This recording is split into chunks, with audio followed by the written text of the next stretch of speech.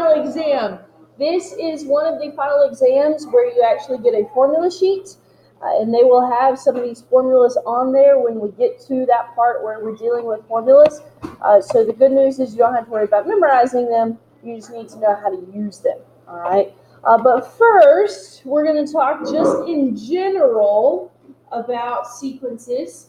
A sequence is a list of numbers that follows a pattern. Now, we are going to focus on what we call arithmetic sequences and geometric sequences. They're specific types of patterns, but we can have any type of sequence. It doesn't have to be arithmetic or geometric. It can still have a pattern. Each number is what we call a term of the sequence. So we have several examples here. I just want to introduce a little bit more vocabulary. That first list there, 5, 10, 15, 20, 25, and it ends. That's what we call a finite sequence. Okay, a finite sequence has a beginning and an end.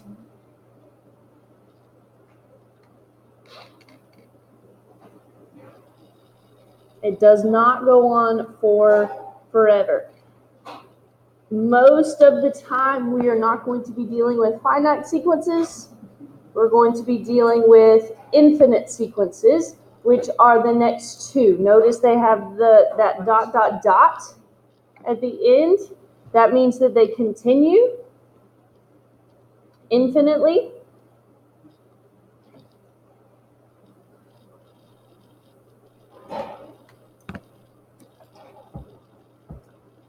That first one, that finite sequence, the pattern there is that we are adding 5 every time to each term to get to the next term. So that is an arithmetic sequence. An arithmetic sequence adds the same amount or subtracts the same amount every time.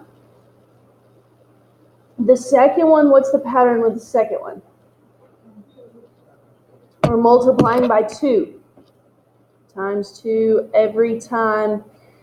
This 2 to the k here just represents a general term. Okay, we're multiplying by 2 every time. Anytime you're multiplying or dividing, that's a geometric sequence. But we could also look at it from the perspective of k refers to what term it is. So the first term, 2 to the first is 2. The second term, 2 to the second is 4. The third term, 2 to the third is 8. Okay, that's where that 2 to the k comes from for the general term. Okay. And then the last one there doesn't list the terms of the sequence. It gives us an equation for the sequence. It's neither arithmetic nor geometric. If we start to list out the terms there, it says the equation is 1 over k when k is 1, 2, 3, etc. So 1 over 1 is 1, 1 over 2, 1 over 3, 1 over 4, so forth and so on. That's the sequence that's represented by that equation there. And notice again, you're not adding and subtracting the same thing, you're not multiplying or dividing the same thing, but there is a pattern there. You're changing, you're adding 1 to the denominator every time. So sequences are just a list of numbers that have a pattern, but we're going to focus on the specific ones. Here's something we need to know. An explicitly defined sequence. An explicitly defined sequence means that terms are defined based on their position in the sequence. We do not have to know any other term in the sequence. So typically, an explicit definition is better. Okay? It's better because you don't have to know anything else in the sequence to find the term they're asking about. So let's look at an example here. Find the first 6 terms and the 100th term of the sequence in which a sub k is equal to k squared minus 1, k is greater than or equal to 1. So k is referring to your term. It's the number of the term.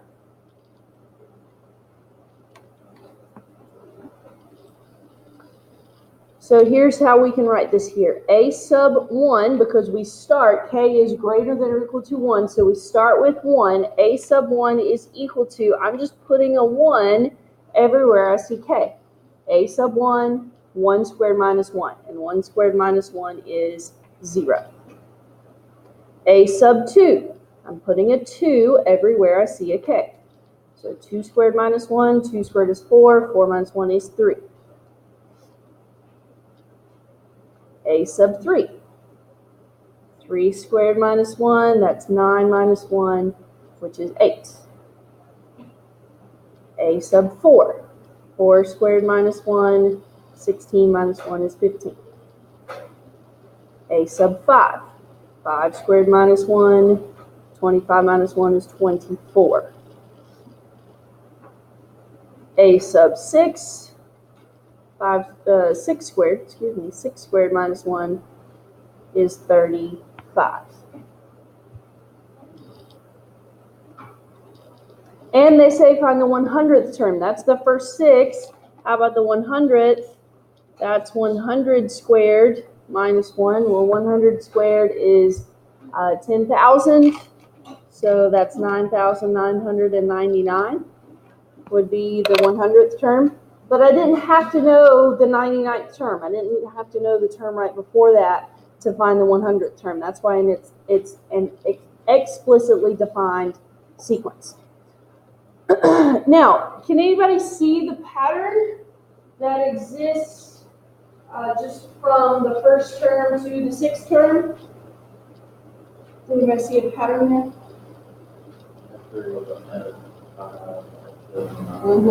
Add 3, add 5, add 7, add 9, add 11. So we're adding, each time we add the next odd number. So kind of interesting that that equation, k squared minus 1, produces that pattern, okay? So the adding 3, adding 5, adding 7, that's what we refer to as the recursive perspective of it. Okay, if we look on the, well, not there yet, okay? Just look at example 2, then we'll talk about recursive.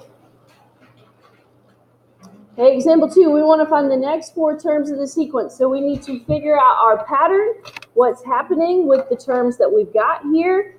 I think it's pretty clear on this one that we are adding 5 each time. So the next 4 terms, we would have 23, 28, 33, 38. Isn't it kind of interesting how the last digit switches between 3 and 8? Okay. How about on the next one? 2, 5, 10, 17. That's similar to what we just did, right? We add 3, we add 5, we add 7. So the next one's going to be add 9. So that puts us at 26. Then we add 11. So that's 37. Then we add 13. So that puts us at 50. Then we add 15. So that's 65. Okay, so A is an example of, that's an arithmetic sequence. We haven't technically defined that term yet, but it is an arithmetic sequence because we're adding 5 every time. B, we're adding every time, but we're not adding the same thing every time. So A is arithmetic. B is not arithmetic. It is a sequence, it's just not an arithmetic sequence. And yes, it is spelled the same way as the word arithmetic, but you put emphasis on a different syllable based on whether it's a noun or an adjective. Old English in there for you. Okay, let's talk about the recursively defined sequence. The formula defines each term based on the previous term. So you do have to know the other terms of the sequence to find something. If we wanted to find the 100th term, we'd have to know the 99th term, and to find the 99th term, we'd have to know the 98th, and so forth and so on. Okay, so let's look at how this equation is different from the explicit equation we did before. It says B sub 1 is 3. They have to give you some term in the sequence. Typically, they give you the first term, but they have to give you some term in the sequence. In this case, they give you the first one. B sub 1 is 3. And our equation is B sub n, okay, B sub n is the current term. So in this case, we're going to start at 2. So b sub 2, okay, would be the first one we deal with. That's the current term. B sub n minus 1, well, if n's the current, then n minus 1 is the previous. Okay, n is the current term, then n sub n minus 1 is the previous term.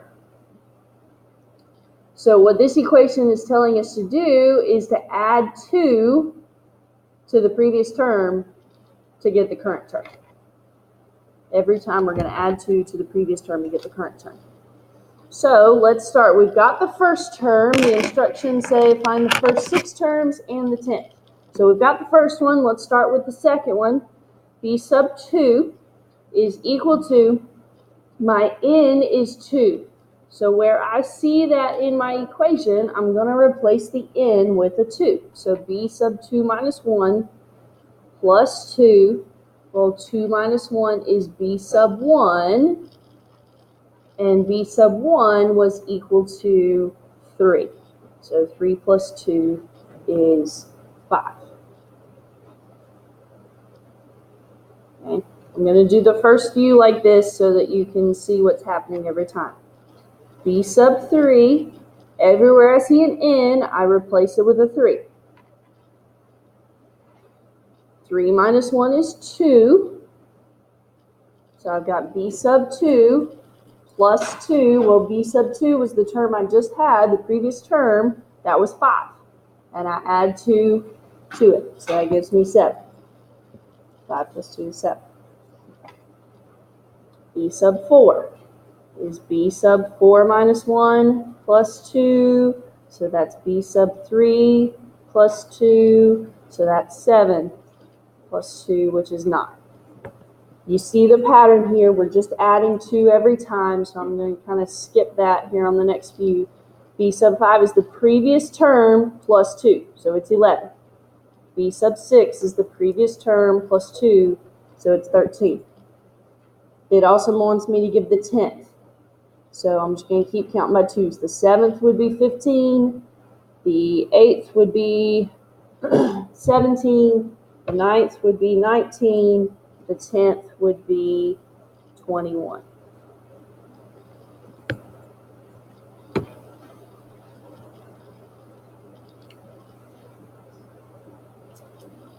Okay, any questions? Most people get tripped up with notation. Okay, so if I put something up here notation-wise that does not make sense, please stop me before I keep going. Are we good? Good so far? Okay, all right, so let's get into the specifics. Let's get into the arithmetic sequence. I've already mentioned this, but here's the definition here. The sequence where you're adding or subtracting the same number, we call that the common difference. What we're adding or subtracting every time is called the common difference. We use the variable d for that from each term to get to the next term. So the general form, this is listing the terms of the sequence. I'm going to try and walk through this kind of slow so it makes sense. I start with my first term.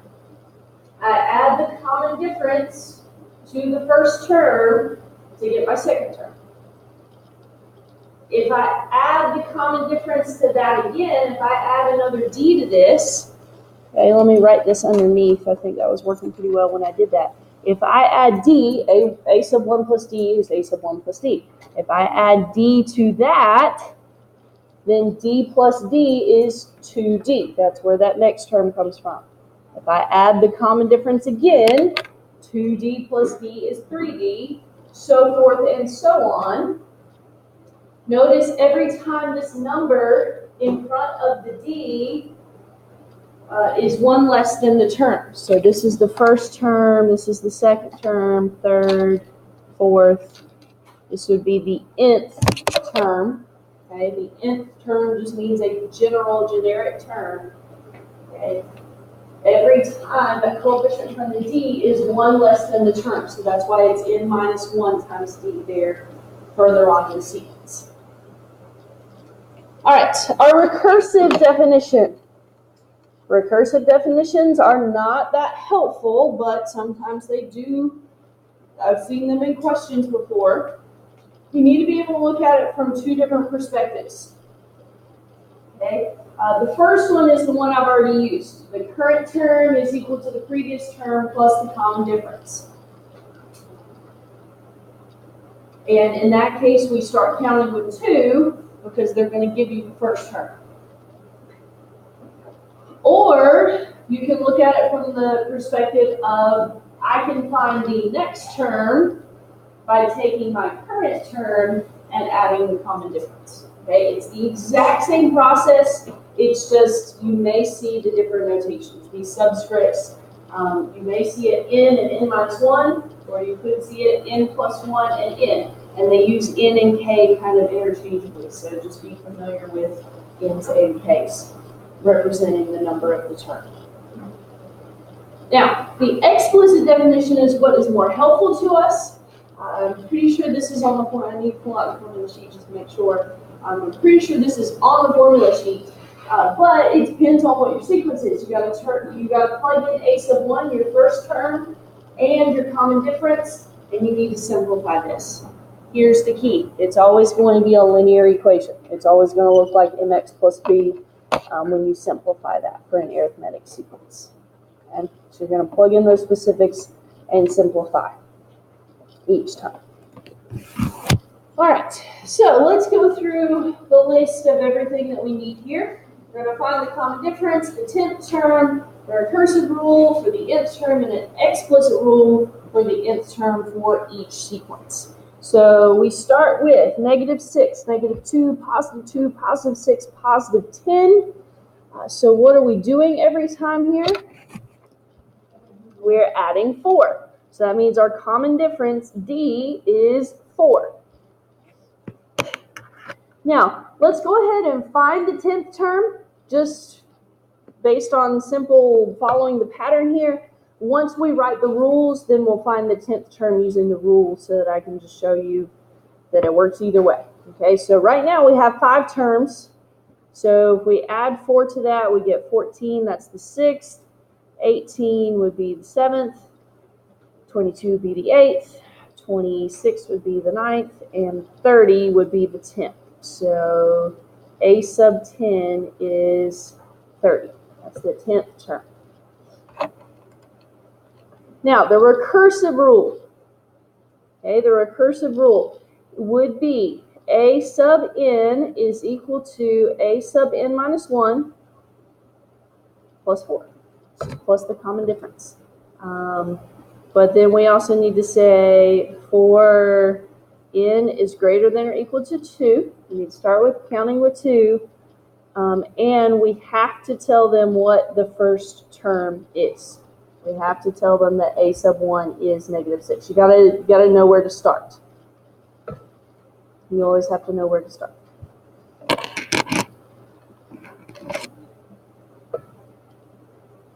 Okay, an explicit rule.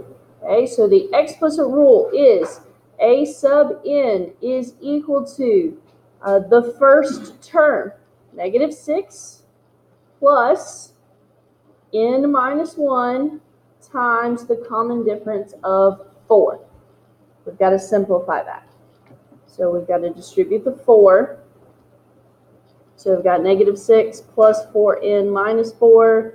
So our explicit rule when we simplify it is 4n minus 10. So if we were going to use that to find our 10th term, 4 times 10 minus 10 confirms what we got earlier, that 30 is the 10th term. But that got us there a little bit quicker than just counting the numbers. Now, to get from the 5th to the 10th term doesn't take that long, but what if they were asking for the 100th term? You don't want to have to add 100 4 times, or add 4 100 times. Put that right there. All right, let's look at example B. 45, 37, 29, 21, 13. What are we doing? Subtracting 8. So our common difference is -8. Okay, -8. Because subtraction is just adding a negative number. Okay, I'm going to wait to find my 10th term after I find the explicit formula. So I'm going to go ahead and do the recursive. A sub n is equal to a sub n minus 1 minus 8. I'm subtracting 8 from the previous term. For n is greater than or equal to 2, and a sub 1 is 45.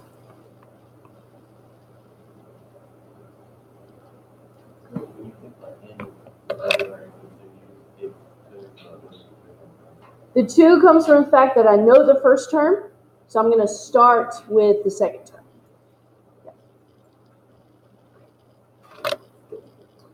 All right, so explicit a sub n is equal to the first term plus n minus 1 times the common difference, negative 8. So that's 45 minus 8n plus 8. So that simplifies to negative 8n plus 53. So my 10th term, a sub 10, is negative 8 times 10 plus 53. That's negative 80 plus 53, which is negative 27.